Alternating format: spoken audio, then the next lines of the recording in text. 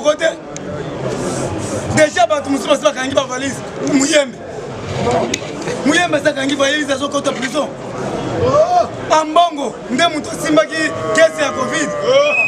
Ambongo. Nani Chole, Ndemuto Simba qui est à Covid. Naba pasteur Moussous. Vous voyez bien côté. Problème à Kangeli Bango. Batinda sur 500 ambulances.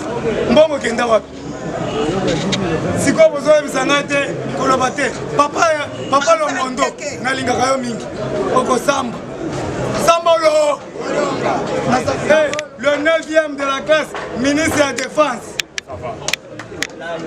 Ministre de la Défense, Aza parmi Bato Bazoui. Nous sommes en S. Nyonso.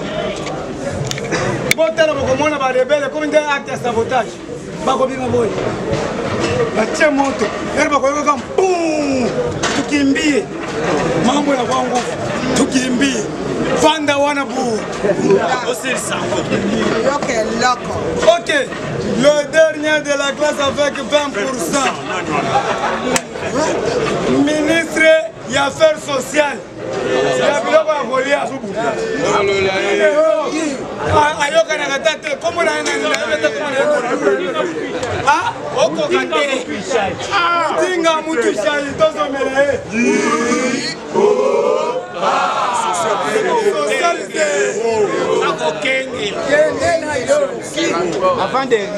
avant dernier hier azana 18 dala oyo kuta 18%.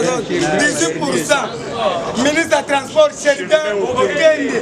Le dernier de la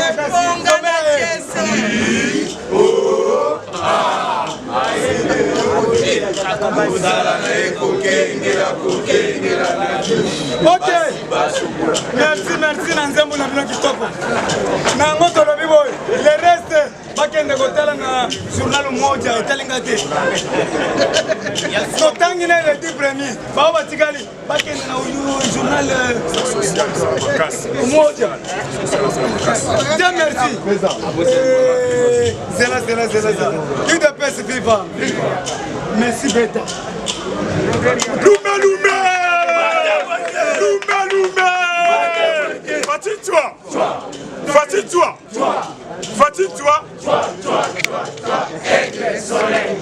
UDPS viva. UDPS viva.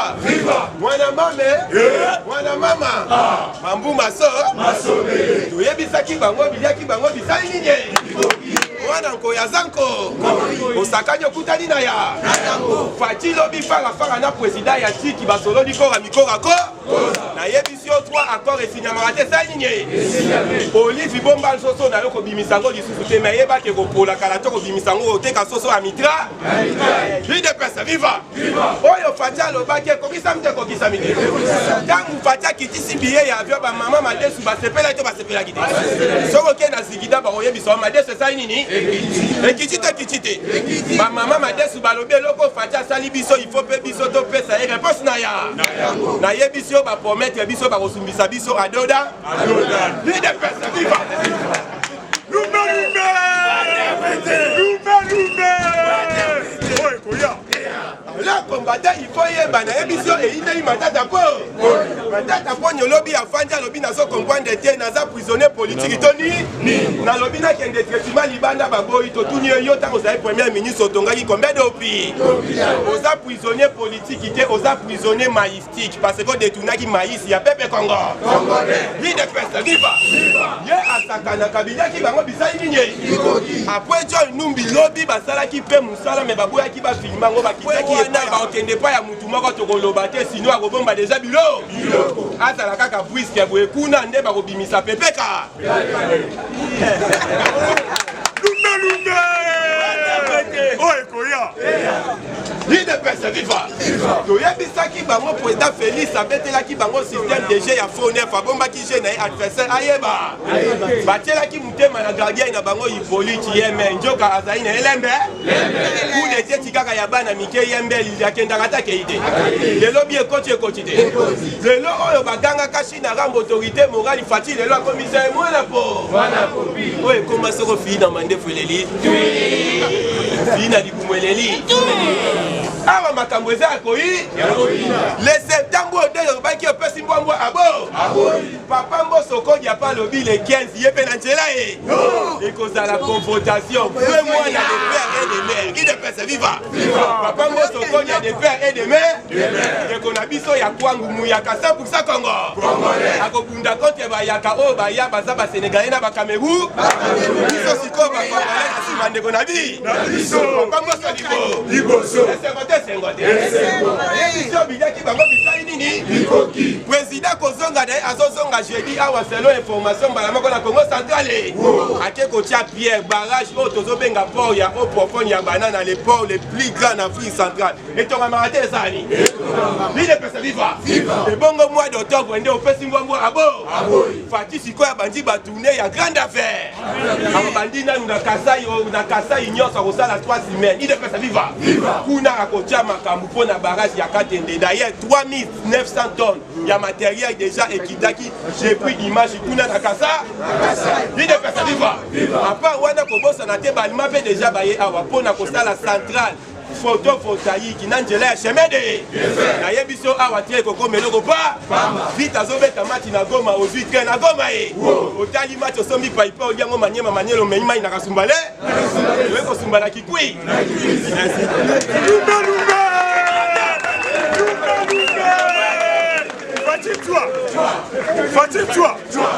Fatigue-toi, avec le soleil.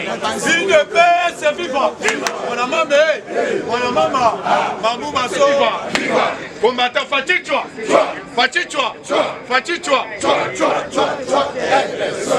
combattant d'élite, tous condamnés à Angola.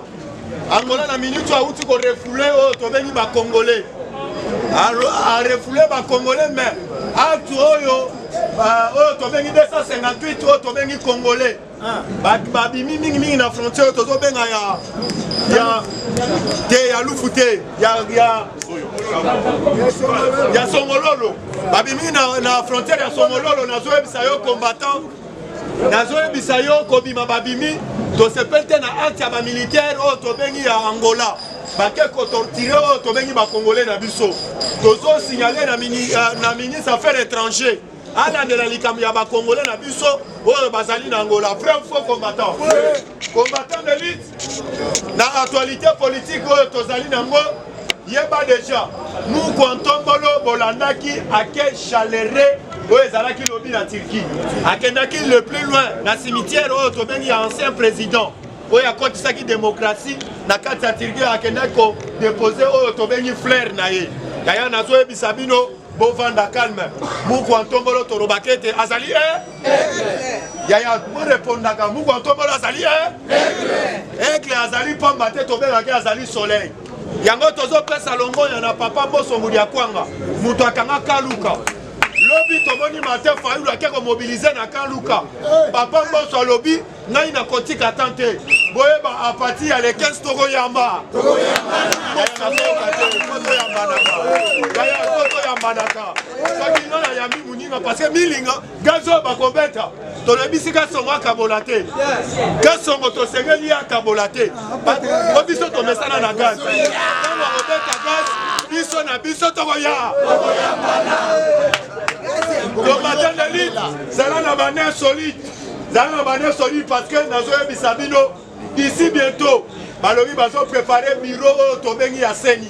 Mais avant de préparer un autre combattant, ici bientôt, dans un bisabino, biso tolobi tozo kene na élection. Parce que na uti kolanda mozitu. Mozitu a sali déclaration dans lobby. Bakene na ba élection to bengi municipalité bakene maman na élection bango bazolo tandoto o bakozala ba président yaya na esino bo vanda calme eza luvuni to ebisaki bango luvunu ba confession religieuse to pesaki bango ba attribution bango nyonso ba ba moyen ba sangana ba bimisela biso kanda ya Seni bango babosani ba eli biso Kiboko to na minute na yebiso alie ku kao oyo to bengi ya église Kimbangisa aya bo vanda calme wale zali débat na bango biso tozo zela na 2023 élection ezali te to kotuna oyo to bengi église catholique combattant d'élite na actualité tozali nango lisusu tolobi to beti sete pona papa Kasongo ba uti ko pesa biso information si na lowa ezali na ba faux bureau de à complicité oyo tobengi na bapolisier lo abokasa bazobotola bato batelefone net na filme basangani na bakuluna soki bakuti yo baensekle yo babotoli yo oyo tobengi meme na baki moto alati meme baki ya mariage bazali kolongola meme chainette bazali kolonga acomplicité na babiro de papa Kasongo biso tokosenga okende obi okende te papa Kasongo parce que tobengi ya crime euti komata na ville ya Kinshasa tokosenga okende obi okende te kombatant de lutte lobi à part liwa ya Mobutu Sese Seko Mumbondo wa Zabanga lobi akokisaki oyo tobengi 24 ans nomonaki mama Bobila Dawa akendaki na Maroc okende kotala na koro tobengi ya Mobutu Sese Seko mais eloko tozosenga tosengi koro ya papa eya na Kinshasa parce que tolingi bankumu nyonso bamikolo nyonso oyo bakufaki libane ya mboka bamema bango na Kinshasa ekosala fierité ya mboka na biso tokoki kopesa comme exemple bomonaki muko tomonaki même oyo tobengi na cimetière ya ancien président ya Turquie balobi boye c'est la toute la première fois oyo tobengi président congolais aya na Turquie mutu ayekaka muko atomolo faciba ona lelo ngai na suki ya combattant c'est viva combattant aux anasé tolo baté UDP c'est viva son la lobby au son sika béton beauté le président de l'Union africaine les symbole de l'unité nationale le père de l'indépendance le garant des bons consommateurs des institutions le commandant suprême le magistrat suprême mettez la partie béton ma boue UDP c'est viva récemment, tu commandes un coup d'État au Salami na Guinée-Conakry. Alors, qu'est-ce qui se passe? Tu as FCC, une récupération politicienne. Parce que c'est un non-événement par rapport à l'actualité où on découvre qu'il n'y a pas de John Lunou. IDP, c'est vivant. Aujourd'hui, il y a un ancien gouverneur qui a Kasaï occidental. Au nom de Hubert Kabasou-Bassou. IDP, c'est vivant. Qui est tenté de comparer le régime de président Fatou Beton avec le régime de Alpha Condé en Guinée. UDP c'est vivant. N'oublions pas que Alpha Condé a appris la politique chez Papa Tshisekedi Ouamoulou. Alors qu'est-ce qui se passe? Alpha Condé a eu le premier mandat en 2010. Et puis en 2020, il a eu le troisième mandat. Qu'est-ce qui s'est passé? Aujourd'hui, le président Fatou Beton a eu le premier mandat. Il a commis le deuxième mandat. Alors, la différence en disant que Kabila c'est un modèle en Afrique pour avoir facilité l'alternance pacifique. UDP c'est vivant. Kabila n'avait pas la volonté d'organiser les élections en 2016. Oui. Preuve année, aujourd'hui, Batouro va compter Alpha Condé, ce sont les militaires et non la population congolaise.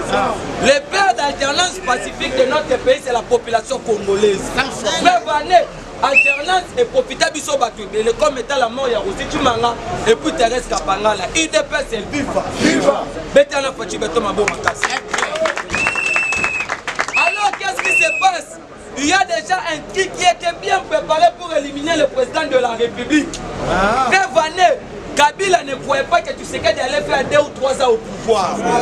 Alors, on préparait le tout premier coup d'État militaire et puis le tout premier coup d'État constitutionnel. Le président du Sénat a cette époque, c'était Kambo Mwamba. Une personne qui a un coiffure anticonstitutionnel, un sanguinaire de naissance. Alors la constitution dit ceci, si le président est convalescent, si le président a un empêchement, c'est le président du Sénat qui va prendre le relève, il organise les élections anticipées, automatiquement Kabila au pouvoir. Nous avons vu à l'époque quand nous étions dans la coalition FCC Cash, Chadari passait dans le média pour faire de chantage politique. En disant que non, pour lui, Chadari, c'est Kabila qui avait donné Tshisekedi le pouvoir. À cette époque-là, c'était qui combo à 5 généraux. C'était en présence de John Numbi, c'était en présence de Miss Tamofo, c'était en présence de Delphine Kaïm. IDP, c'est vivant. C'est pour cela, vous voyez, Batonio Sao Bazako comme institution lobby dans la coalition FCC Cash, Bazalaki n'a manqué un respect vis-à-vis du président de la République. C'est pour la première fois qu'on puisse retrouver une fameuse présidente de l'Assemblée nationale, Janine Mabunda, qui est en train de dire que Félix n'est pas un juriste et il prétend de l'être. Nous avons vu un ancien Premier ministre, Iluma Ilukamba, qui a envoyé son porte-parole pour communiquer avec le président dans un média. C'est déjà le manquement vis-à-vis du président de la République. Oui. Alors, qu'est-ce qui s'est préparé? On préparait un coup d'état militaire. Parce qu'on a retrouvé dans la résidence de John Numbi 500 munitions et puis armes lourdement armées avec des escortes de guerre. Alors, avec des dossiers assassinés à Laurent Désiré Kabila, avec des dossiers, il y a des massacres à Bundu de Mayala, Bundu de Congo. Et puis nous on pensait que Eric Leng était en exil en Angola. Le papa de Sifa qu'on a naturalisé aujourd'hui, le papa de Joseph Kabila. Il dépasse viva. Et nous on dit les collègues.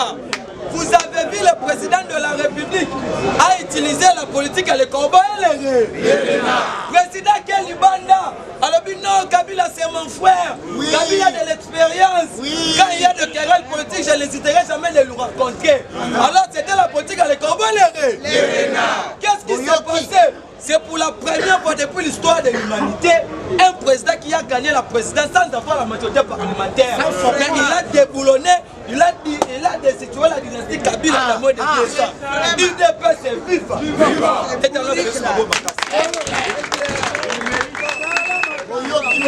Alors, aujourd'hui vous avez vu le président Fati accueillir l'Europe. Alors non, j'ai été aussi parmi des gens qui critiquaient notre armée. Mais pour savoir ce qui s'est passé dans notre armée, il faut assumer les postes que je suis en train d'assumer aujourd'hui. C'était une façon, parce que l'armée est une institution tellement sensible. Qui a été. Tous les opposants, les soi-disant opposants comme Martin Fayol qui est maudit politiquement, qu'est-ce qui s'est passé? Quand on a connoté le président de la République, qui c'est une marionnette, c'est un pâté, c'est un collaborateur, c'est Kabila qui dirige. C'était une fois sûr qu'on l'a mis à Mokondi. Alors, depuis l'histoire de l'humanité, Félix avait utilisé une politique stratégique. C'est pour cela que vous avez vu aujourd'hui. L'histoire va retenir que c'est l'IDPS qui avait déboulonné le système Kabila. Parce qu'on doit faire la différence entre l'individu Kabila et puis le système Kabila. Dans le système Kabila, il y a le magouille financier, il y a les détournements, il y a les arrestations militaires, il y a les violations des droits de l'homme, il y a des massacres, il y a des lignes. C'est vivant. Sikoyo, dans le moment d'Ozoloba, ils ont fait une coalition qu'on appelle une coalition politique. Parce qu'il y avait une source, information disant qu'il y a une probable coalition en 2023 entre le pasteur Moïse Katumbi. Quand vous voyez le pasteur Moïse Katumbi en train de défendre des bateaux contre un exil, c'est parce que l'UGF a envoyé ses inspecteurs pour aller enquêter la gestion de Katumbi depuis 2010. Katumbi est parmi les gens qui ont vendu nos carrés miniers avec le gisement. Mais ce sont des Katumbi qui ont fabriqué Kabila. Ils n'ont jamais quitté Kabila. C'est pour cela que vous avez vu, en 2023, nous sommes pressés pour aller aux élections. Fini avec les étrangers au sommet de l'État dans ces pays. Le pour comprendre que non, ils sont en train de combattre le président de la République parce que c'est le tout premier président qui pour combattre l'impunité. Kabila a commis ça qui est impunité, le la mode de la gestion anti-valère. Alors, nous aujourd'hui nous sommes déterminés pour soutenir le président de la République. Parce que la Constitution dans son article 5 parle de la souveraineté de l'État à partir au peuple corps.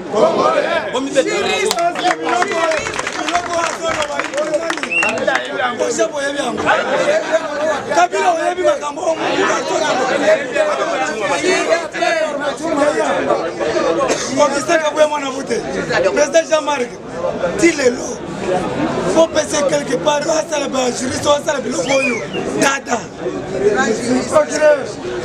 UDP, c'est vivant. Viva.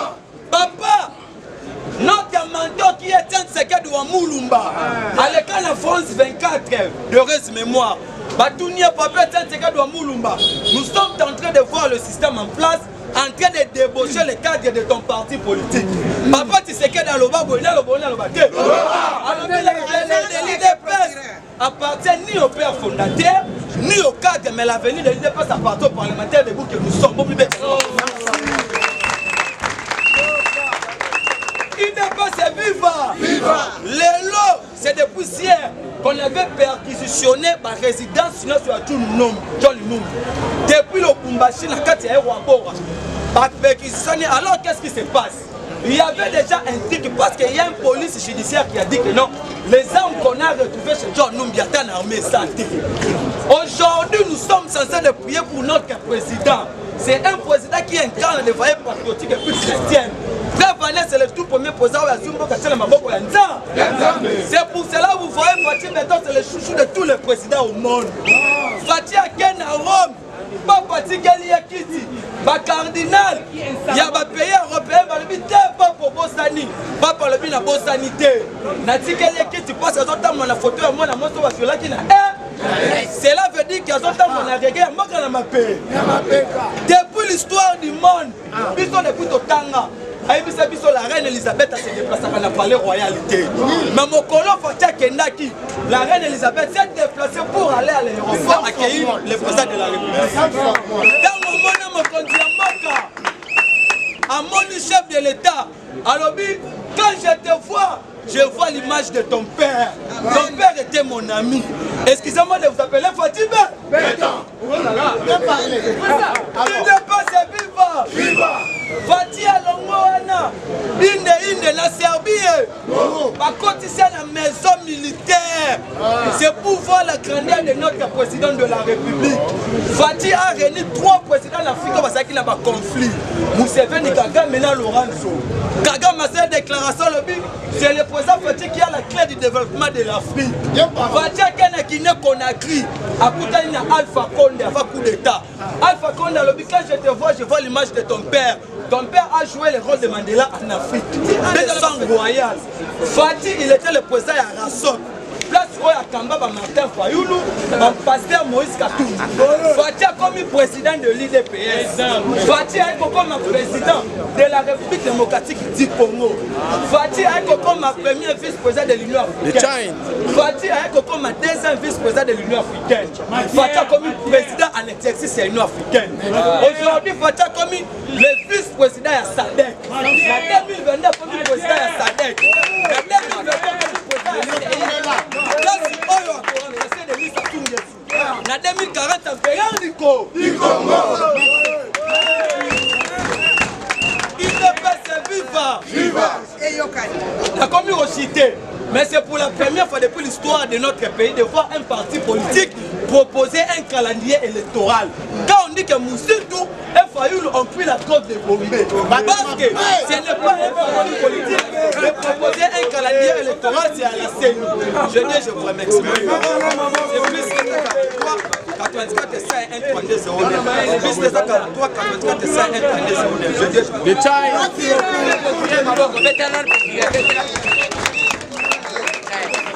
IDPS viva! IDPS viva! IDPS viva!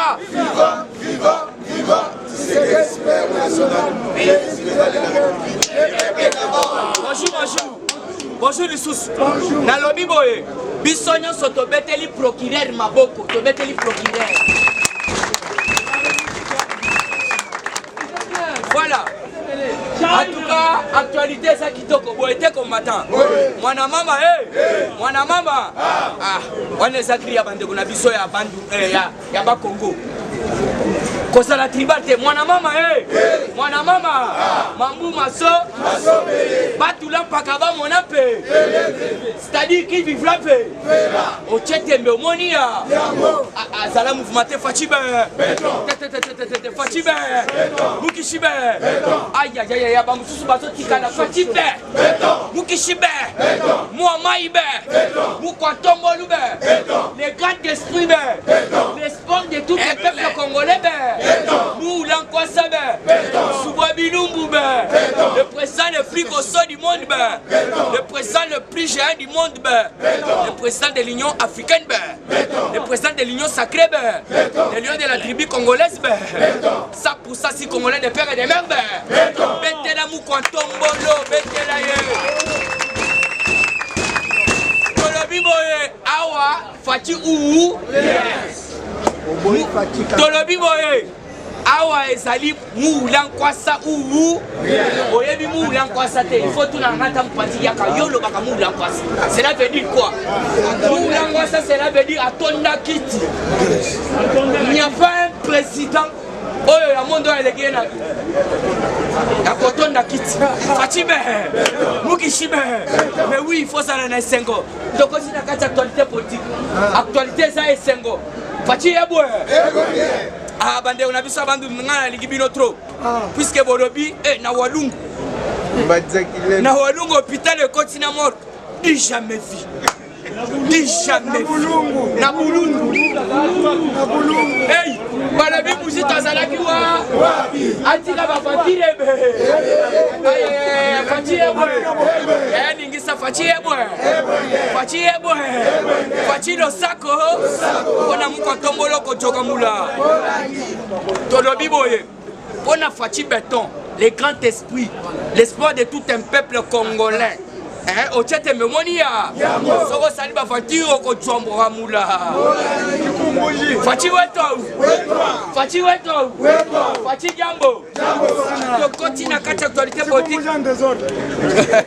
yoka un journal ougandais à qui Sport Kagame de financer les ADF en RDC. IDPS viva. Papa yo so kisi slogate. Attention yo kisi yo fanda no ande. Chibe. Mukishibe. Mula kwa sabe. Mais oui, ana.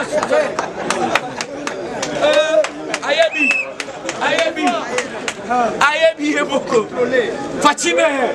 Balobi boye. Un journal ougandais à qui Paul Kagame de financer les ADF en République démocratique du Congo. Au tient un besoin journal wana. Puisque kuna na Ouganda balobaka en anglais. Alors journal est publié batangi na komo ya command first post en anglais. Donc premier commandement, il y a poste. Ne ba publié balobi que c'est Paul Kagame au azali ko financer. Il y a de cela 25 ans. Banglais zali mais chombo tika na lingana tangela bino papa wana ayebi anglais trop papa wana donc ça l'interprétation na tanga za ko interpréter na tiki chombo bokoyoka ça fait 25 ans oyo Paul Kagame aza ko financer ba rebelle ba ADF na S chaque jour un journal ougandais et bimilopi na kwasa puisque bobo sanate tolo mate bakangaki un ougandais batuniye o uti wapi ote en uti Uganda. Alors comment vous opérez ote nengeza boye ba député provinciaux et à la même nationale to opérera na bango même ba membre ya lusha alors baki même ba membre ya lusha to coopérer siko le journal il y a Ouganda et lobby c'est Paul Kagame qui finance les ADF. Awa nazoe bisabino tolo bate. IDPS viva. Ozatro Mali na bombi. Toujours la carte actualité IGF. EPSTP. Chaque Odia dépose à l'IGF la liste de tous intervenants au TENAFEP. IGF et lobby dossier ya TENAFEP na azoka toujours conclusion te côté APST dossier qui moi ba discussion est belé. Alors vous devez comprendre à la minute oyo papa Tobengi Jacques Odia azali Otobengi donc directeur né akendaki ko déposer liste à bateau surtout ba surveiller examen d'état puisque dossier za la kini dossier zalaki na mboka na biso babangeza te Tony Mwaba il fallait qu'il foute mutunyo surtout à surveiller examen d'état na tura kibino na bokat banque ezati OK na katako kombe banque ezati OK na bulungu kutu baocho za de jours soka kena Uvira Manono Butembo Otuwele Irimo namba kompasu bakwandemba bena chitolo dibumba dibaya bene dibela OK kisantu kisolokele mbanzangungu bangeza OK pe kuna na lwala ba place bipai wapi oto bengi fifi masuka zali bange zati mais muto ya surveiller tena faible mais il faut son mon bongo na ye ata $30 ou soit 30 000 siko yo zo ko exiger ye akende ozango na banque eza wa alors c'est déjà dossier ya makasi nde yango no moni chef azolo bazo soit clair te na dossier wana alors papa to bengi Jackie o to bengi Odia akenda ko déposer liste à babio surtout ba intervenant alors toujours na carte actualité politique vous devez comprendre que remise et reprise c'est mercredi entre Atouma Toubana et son intérimaire Justin Luamba. Papa Nabiso Atouma Toubana chassé du gouvernorat. Luamba, merci les grands doyens. Bengani déjà Otobengi Atouma Toubana. Otobengi gouvernorat Kokotate, ya Congo central. Alors vous devez comprendre, les lots, remise et reprise. Il faut ça là. Et puis de deux, Balobi Boye. Papa Nabiso Atouma Toubana, il faut se présenter lobby. Na cour constitutionnelle de na cour près de cassation. Voilà, na cour de cassation. Lobby à mon unité. Si on le 8, il faut pas que ça la remise et reprise. Tandis que papa Daniel Asselo, Ozali ministre, il y a intérieur à Télémia lobby boye. Sur les 26 provinces. 14 provinces sont allées dans Bilinga. Il faut passer l'élection. Tolobo.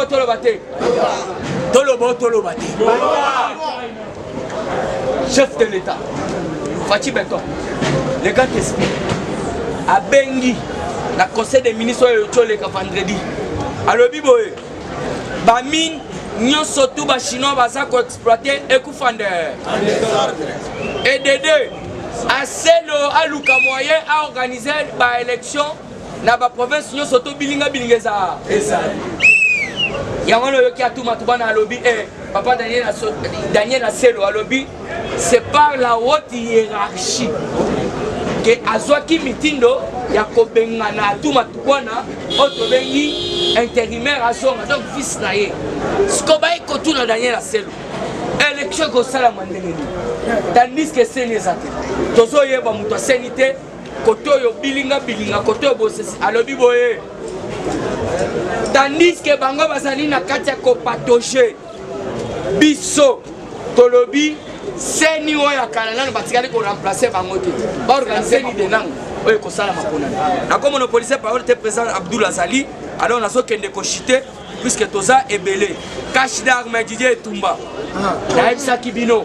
Donc les lois sali persécution ou soit sali auto bengi fui ba fouiller pas de numbi na tonga on a ko Sabino et pas de numbi zamuke kingaka colonel Tumba na auto bengi Azarias Ruberwa et pas na bango tozali na ba arme oyo ko leke pas de numbi ya wana boyoki balobi boye ba kiselingai balobi cache d'armes Didier Tumba bar ferme Mambutuka IDPS viva Mambutuka papa tobeti na maboko makasi tobeti na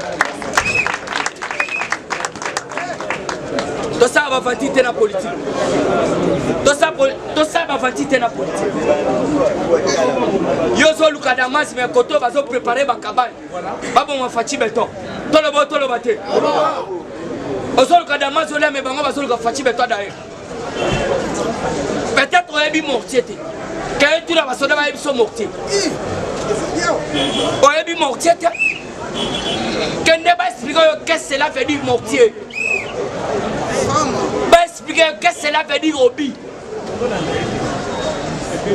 On va expliquer arme lourde, la arme légère, différence d'autonomie. Par la Kisayon. Parce qu'on a eu plusieurs mortiers. Pas hobby. Nanda ko jo numbi et puis baza ko signaler yo wana ezali muke côté a jo numbi ya Mambutuka la ferme na ye papa on saba vatite et Tumba Fatih sera toujours combattu mais jamais ça va Fatih c'est l'espoir de tout un peuple, c'est bien lui qui a la volonté politique. Yaya makambo ezo sa biso kanda et puis sa kanda to se révolter. Mais du fait que Fatih a sali Moutoumoko, il ne peut pas kosala ndeo ya cahier de charge ya papa na ye c'est pourquoi tolanda ye mais ceux qui ndenge wana tolinga tobeta marche tous les généraux ya kala il faut tofier pa bango faut tofier bandako na bango ya wana totia na se yoka cache d'armes Didier Tumba ferme Mambutuka sorti Maindombe sorti Maindombe bopesi na plateau abad bopesi na siko raison bopesi na siko raison ya na amuke mena ko lukedo informatrice na bi aba responsable pele bali ba papa ba avocat ba maître ba enseignant ba donc ba koko jamais na ko beta bango formol merci ba sali persécution pas dio numbi muto azaki na auto bengi mort à domicile chez eux muto ala kisi bino ko j'étais un omnivore na banda ko lia ba bino bo mona te. Comment ça fait-il que quelqu'un goûte à battre na kata frigotine lelo? Depuis quand? Oh bah moi ça c'est un cannibale forest. Yokaya sorti de Maindombe à côté de Ngamna. Ngana yangwana te mais oyebi yako pesa ba Ngana après si Forzal. On comprend le place la bilo après si Forzal à Maloukou même dans ma campagne ceux qui vont passer dans ma pas qu'il va fouiller ya to remettre la recette lobby Kouilou to pesa information qui chasse até qui chasse les na statut capital to pesa information même ya Kouilou même ya wapi ba lobby boy Kouilou un inspecteur chef de centre d'examen d'état en mission dans l'Institut Olive Lembe, c'est pendu. Un inspecteur d'examen d'État en mission dans l'Institut Olive Lembe. Kuna et pas na bino na Kouilou. Fatime. Eten Ilongondo évacué. Asa suna bolo côté. Balobi asobela. Ne babimisie balobi kendo zo bassoin na centre moko oyo ezali donc te centre nganda te champion centre kaka alors pour acheter champion Abdoulaye Zali na kolobela voyage à chef de l'état et puis na Silisi na président Abdoul Fati à Turquie les deux présidents il faut yoka bako na ebisa kibino so ina tangile 3 accords moko na kati na tigel président Abdoul yoka les deux présidents ont eu un long entretien suivi d'une séance de travail bilatérale avec leur délégation, après une conférence de presse et enfin d'un dîner officiel. RDC Turquie. Donc, et là, vous allez RDC na Turquie. Par présent, aller ensemble. Et là, vous allez rien que Fatime. Yoka. Voici les accords signés. Place dans un chité naturel la présent. Voici les accords signés entre la République démocratique du Congo et la Turquie. Yaliboso, un accord sur les protections des investissements. Donc, investisseurs au Baoya, Fatih Beton tous les moyens à protéger.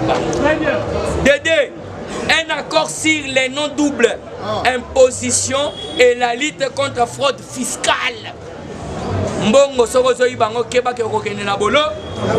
On a chité un accord en matière de tourisme.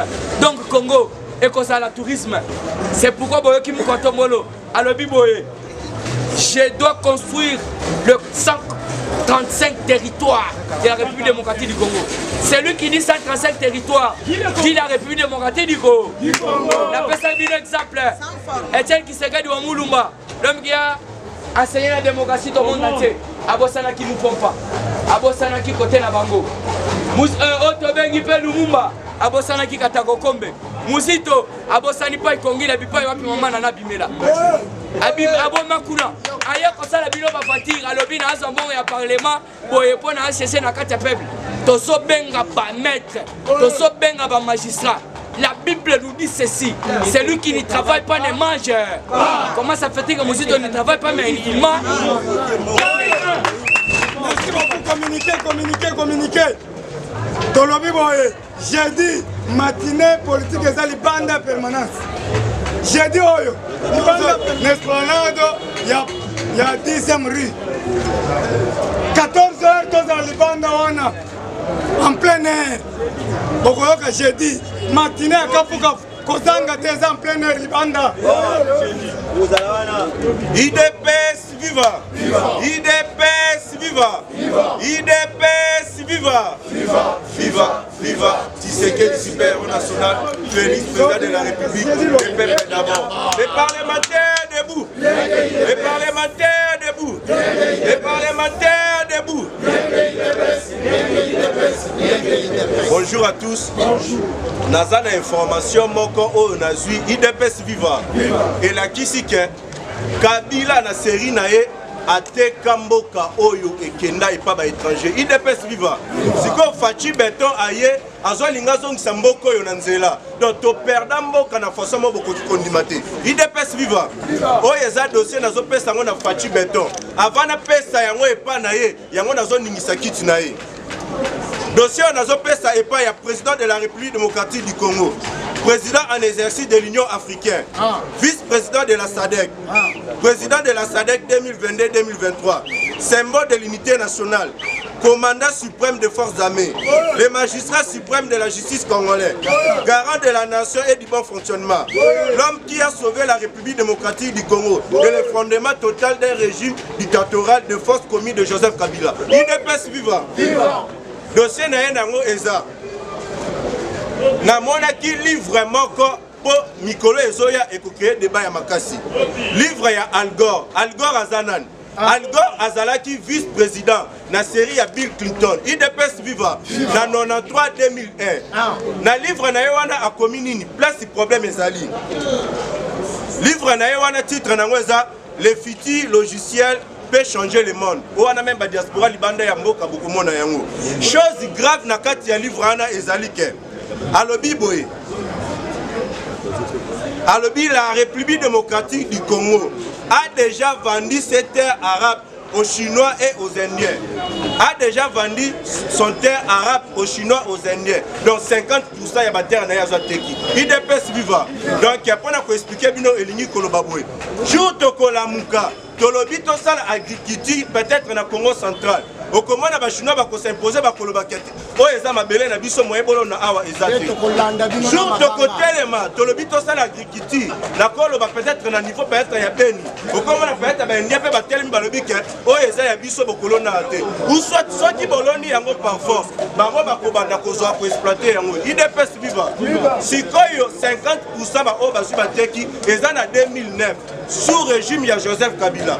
Nani atekaki yango pe nani pe azwa mbongo wana. IDPS viva. Yango tozi tomoni boye bake toza na problème kaka ya ba minéré te. Ezapel sous na problème ekoya kotelema oyo ya ba parti na biso bazu bateka. Ezapel na ba problème ekoya kotelema oyo même ya ba mai na biso zoteka ma. IDPS viva. Fachi Beton azana musala makasi na mboko yo. Yango to soutenir ye. To telema to la socialité. Toza na ka o eza plus grave que social. IDPS viva. Yo okole la social et bon ceux qui perdre mboka na yo yebisanga yo kosala ni. IDPS viva. Les parlementaires debout. Les parlementaires debout. Les parlementaires debout. Boboye bakatozala qui n'a problème. Même chef de l'État azalaki na insécurité totale. IDPS viva. Babongisa bakabali ki Fachi Beton ata même une année na mandat na ya salate. IDPS viva. Boka mote ba minduke bozi bomona ba bomba partout.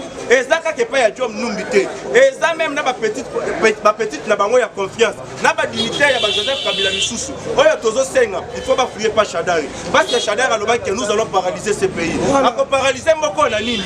Baba naki ko tenir compte ya ba minduke bazalaki na yango. Tokosenga même paye pas ya tango fort. Il faut pas ça la paix va finir par là. Deuxième information moko ba yebisi biso boyeke. Ba fouiller pe na parc national ya Kundelungu. Et si ka ba piste d'atterrissage ya ba avion privé ya Joseph Kabila Kitaka. Ba lobi ba fouiller kuna po bazomo na ba événement mo suspect zo le kakuna. IDPS viva. Et puis ba yebisi biso lisusu. Même ba ferme privée ya ba dignitaire ya Joseph Kabila. Ba fouiller kuna. Exemple, route ya Kasenga na Kasumbalesa, babi ba fouiller kuna. Balobi même ba anero bazalaka kuna. Baza en complicité na batuana. IDPS viva. Balobi ba sengi ki ba fouiller parce que kuna eza na ba événement mo suspect le kakuna. Balobi soki ba commis sur place, ba koki ko retrouver même ba arme boko bonimate. IDPS viva. Ba kabali ya mabezo le kakuna. Et puis tu continues à état de siège. IDPS viva. Robert la Fachi Beton maboko nenga a décrété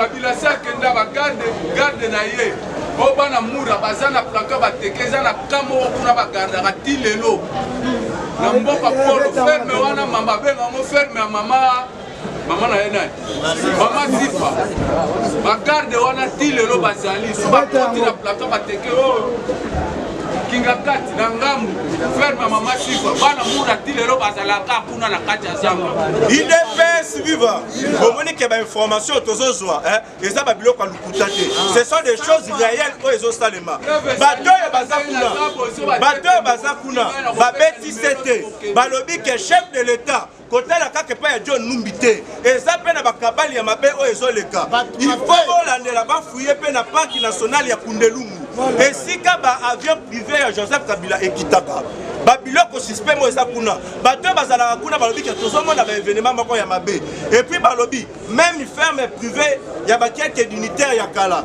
donc bafune kuna nyonso kasenga na kasumbalesa balobi même service ya renseignement ya ANR bayebi makambo ezoleka kuna po basa ba complice IDPS viva et puis de continuer état de siège l'armée annonce avoir tué les chefs des opérations de Codeco avec 34 miliciens.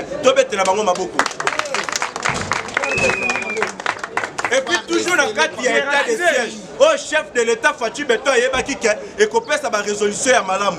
Tout le monde à niveau ya Goma. Plus de 40 combattants se sont rendus au FARDC. Na trentaine d'amindu qui va s'arrêter dans le basu va déposer en auto bête la bango sumabu. Et puis Tolandi gouverneur Johnny Luboya à Lobiboye. Oyo tozo sala na état de siège qui décrété par chef de l'état. Oyo bato yo ya régime kala basali pendant plus de 20 ans bakoki ko sala te mais biso awa moins de 3 mois to réaliser ba effort ya ebele et puis bilan na biso eza positif to betela epe maboko.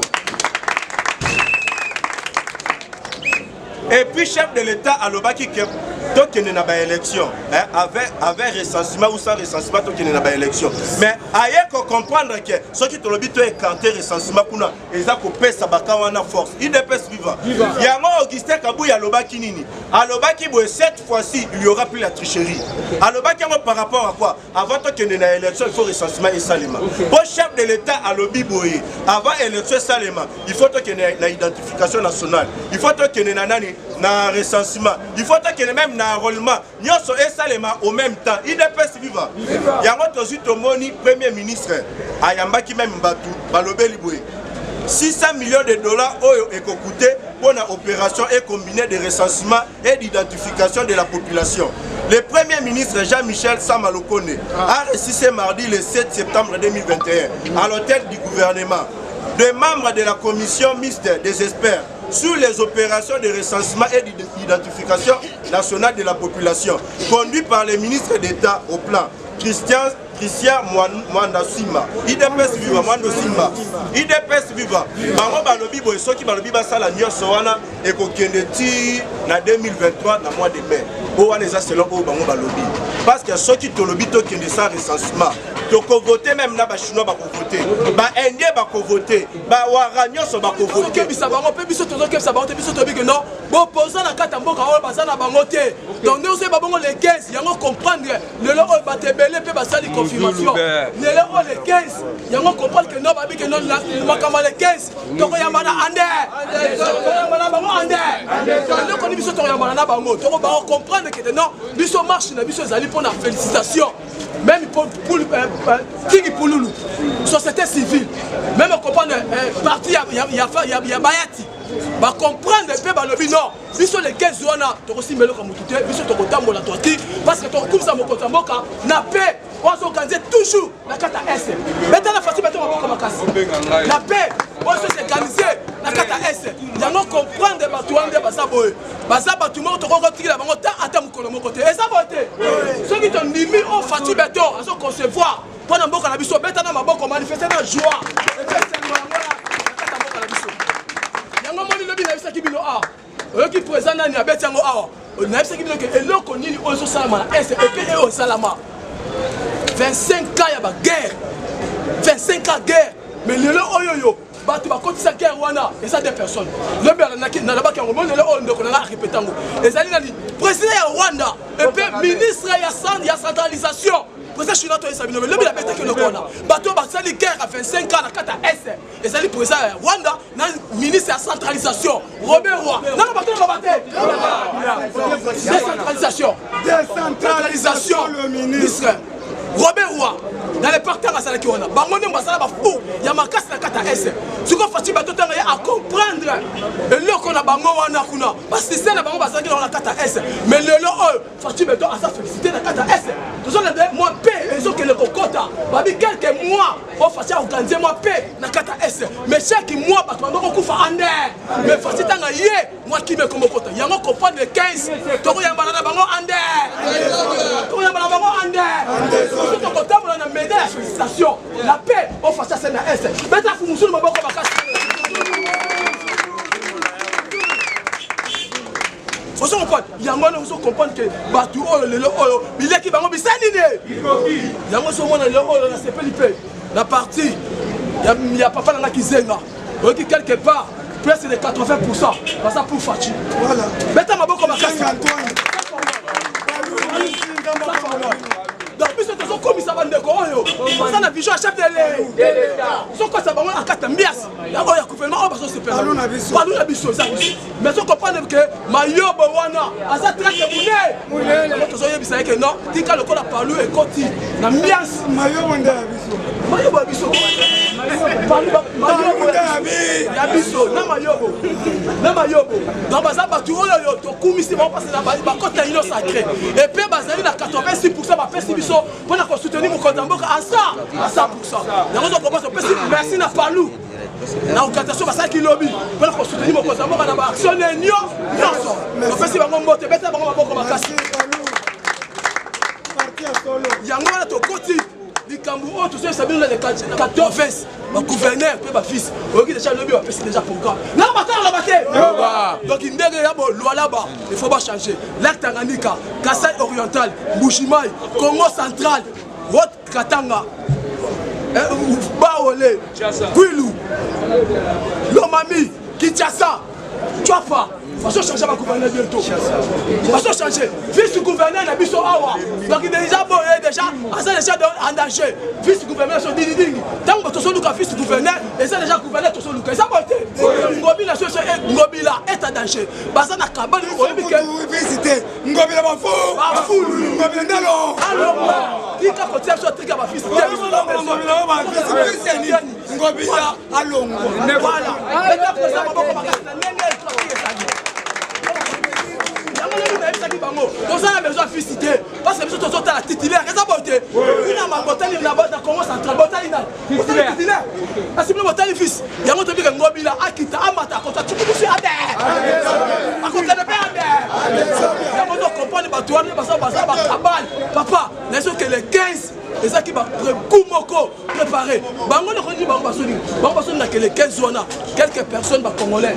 Quand après c'est ça, des ça va kufa. Souci na bango ezali que doit faire la même table ronde. Mais ça boya. C'est Sabino. Il peut m'asseoir dialogue. Doit faire un dialogue. Parce que les 15 zonas. Mais puis surtout qu'on suivait le peuple combattant. Les combattants le peuple congolais. Donc on signe va pour te protéger bango. Le Seigneur Subaso Luka. Na makama les 15 et que baluka bango mo kande. Et que si maté. Les gens comprennent le comment Subaso Luka. Mais la commission Nzambe vraiment ma grande décideur du monde. Et si le bien déjà. Et puis si va proposer un mot. Fati beto ko bango le comment avec na peuple là que liboso. Le train est en marche. Le train est en marche. Yo na peuple na yo. Même le président italien le dit non. Concevoir concevoir pouvoir na yo. Et ça va combattant. Pas combattant. Ça il y a Italie. Alors bien moi, on va se concevoir pouvoir ma casse la carte mandat ils les combattants. Dans là-bas on a bien passé monsieur Toyba Chonyoso. On va se commander. Il y a encore les grands décideurs du monde. Parce que qui doit se faire dans lobby. Les Cameroun Italie Iranien Chikolobo. Moi ils sont en train de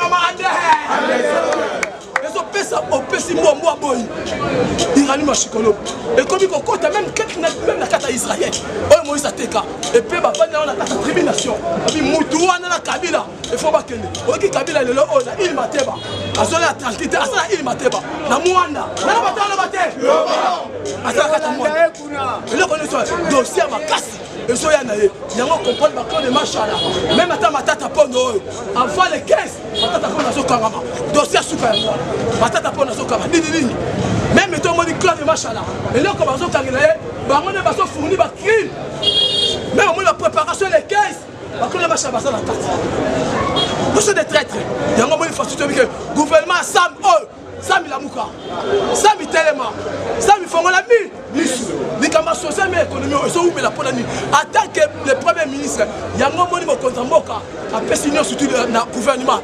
Le gouvernement, tant que Mamboka bien, Mokonzamboka peut accompagner la Kinyanyoso. Le colonel Makamoso Boatebo, Yosam, Telema, ce gouvernement est va guerrier. Telema, merci de l'honneur de ce sala. Nicolas Kassa dit merci. Beta Nicolas Kassa Maboko Makassa. Asadi qui respecte. On va se compter mon babi qui n'a qu'à ta banque. Et c'est la totale. Nicolas Kassa doit salir mon salaire. Même moi, moi, 4, là, va faire ça qui est. Déjà, il m'a déjà. Talambongo. Dira, il 3 mois, il y a pas mal. La déchet. Moi, je compte la carte à banque. Il y a un moment où il y a banque. Alors, non. Donc, il y a toujours. Et pour la casser, il faut changer monnaie. Monnaie, c'est la sika. Il faut qu'on ait bunga. Tout ça, monnaie, les peuples d'abord. Tout ça, Anzé là. Mettez-moi pas comme un casse papa. Changer ma monnaie. Les peuples d'abord. Donc, brûler par votre situation. Parce que ma frère, comme on l'a mis, même ta machine, ma belle de chou, on se montre. Parce que ma machine n'a qu'à attendre. C'est quand Bibi m'a cassé. Ma belle de chou, on se montre. Parce que ma machine a mort, ma frère congolais. Il y a un moment qui va sortir en 2023, élection. Mais tu sais, ils sont en nouvelle élection. Il n'y a pas de l'élection, il faut ressentiment général. La continue à mou, la continue à mais, même à coller là.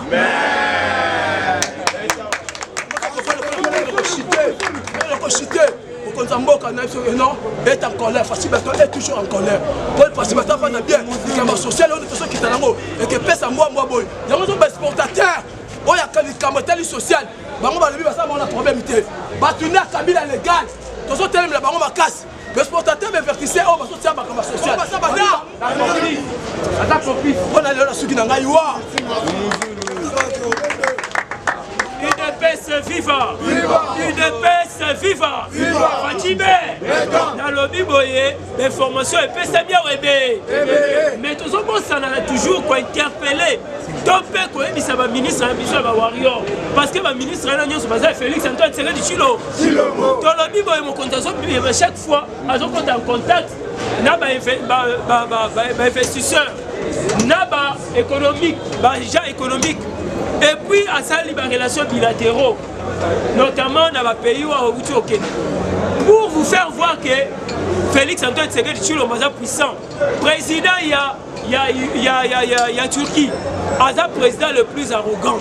Akitarata Yam, mais dans le niveau que Amouni Félix, Akita Yam Félix Antoine Tshisekedi Tshilombo, l'UDPS viva. Il y a mon lobby boy, nous allons tous aller comme ça, et allons mon salaire pour la banque mobile. Et puis pour le soutien chef de l'État. Mais boni, oh, tout le monde a Bazali, va porter parole, il y a gouvernement, tout le ministre en communication. Bazali dans silence. Quand tout le monde a papa le bisomène, une fois, il police Kazemele Kanan, à quelqu'un à côté de Athéna Chinobo, il y a une conférence de presse. Mais comment on va madame, oh, le chef de l'État a signé. Ah, ou à Patrick Mouya, à la lipo. Il ne peut se vivre. Combien de fois, Gilles Alinguette a fait sur la Mibia? Est-ce que de Oyoka attend ministre en communication, tu peux charger la communication par le bel air, il ne peut se vivre. Yango nous a interpellé, Chéribé Okende, notre ministre actuel et à transport. Bademi terrain est commis habitude. Transport 2000 francs. 2000 francs. Nous allons souffrir. Moutouka, 2000 francs pour Mazan. Aller-retour, 4000 francs. Moussala Dayoni. Il ne peut se vivre. Qui ministre est à honneur, quand on est ministre, tu dois descendre sur le terrain. Travailler l'inspecteur et la police, les généraux Sylvano Kassoro. Bakouti Moutou, ça demi-terrain, Moukama. UDPS est vivant. Mais le peuple n'a souffrir. Besoin d'enrichir le chauffeur, n'a pas recevoir. Nyonso wana cible les alliés Félix Antoine Tshisekedi Tshilombo. UDPS est vivant. On a cochité, on a interpellé le ministre de la Santé. Omoni, ceux qui ont accompagné l'action de l'ancien régime, il y a que le peuple congolais ne pas du tout d'accord. UDPS est vivant. Les médecins ont marqué la grève. Ceux qui tirent les 30, les tu repères un mot d'ordre, les combattants, on va dire les médecins, les infirmiers, on va remplacer les monde.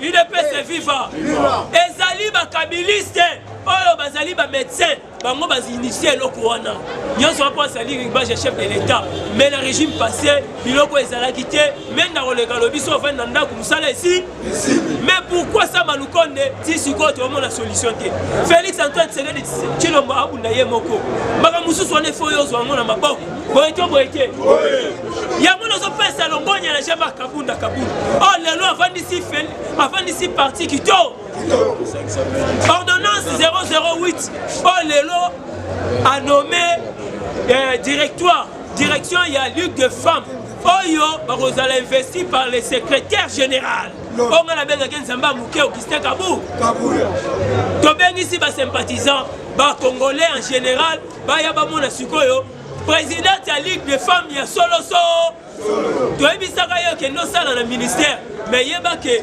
Batouana Mibale, topé, biso ba combattre IDPS, négligé biso, on retourne en goût.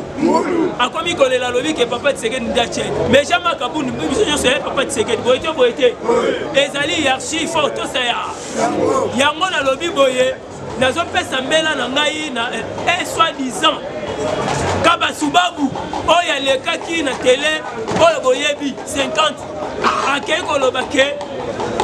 Oh, tout le monde est Guinée et ça est qu'on s'appelle Ezali Keba Keba Tokolanda yoti na bana na yoti okozoti kumbujande en désordre.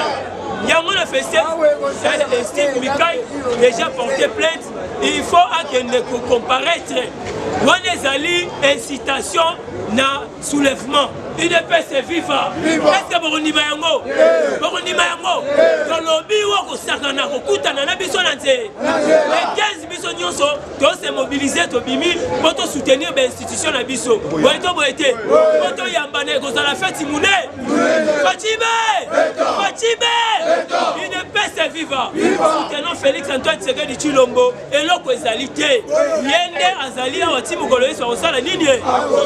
Akopesa na Mikandana Nani. UDPS est vivant. Merci beaucoup, le président Gilles. Ok. Merci à Bosba. Makofi Mandomba.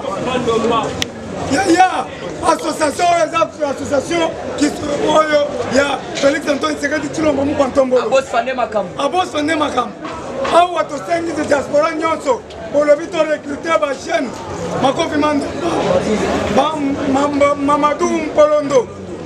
Ba docteur nyonso ba chito. Pole Wangongo. To sengi na bino équipement ya. Tozo senga na bambongo ya. Poto banda kofuta bango ata quelque chose. Claude Tshisekedi Makofi Mandomba. Tozo senga 12e dan. Tozo senga bino nyonso. Continue ce Chintu. Makofi Mandomba yango. Ça va vrai sportif. Ya marché Delta Kanjina. Maman Brigitte Mandaka association Fati Solution. Chikito Mushashino. Maman Vido Moyo.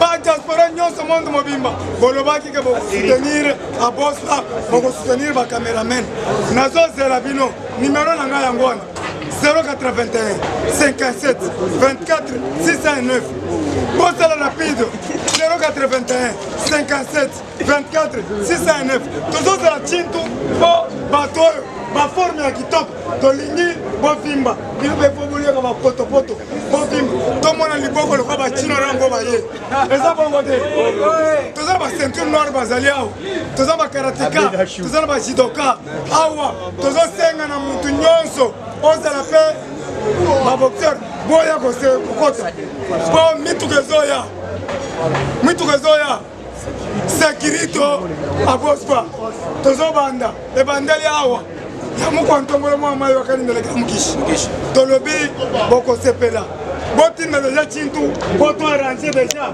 balongola biloko balata biloko ya kitoko. Merci beaucoup. yango wana Claude Tshisekedi 12e dale wanokoloba Président Président Gilles association abospa yango oyo bamettre à danger baza awa donc keba otie tembe omoni yango donc bango nde baza bo chaque jour basalaka entraînement na bango ebandaka de 5h30 6h30 bakati baye awa sozomona yango président Gilles atiki bango te donc eloko oyo abospa oyo ekekende mosika yango toyebaka tozosala kaka soutien na bino Anders. Merci beaucoup. totunana no maître ceinture noire judoka champion lobi nini champion neti ngai mpona ngai tosengaka l'équipement to travailler na bacondition ya bien to développer lisu mayele donc vision ezali nango mais totravaille nde na bakokoso équipement eza te ka ya bien te osala entraînement bien azalaki nango ya oloba yango.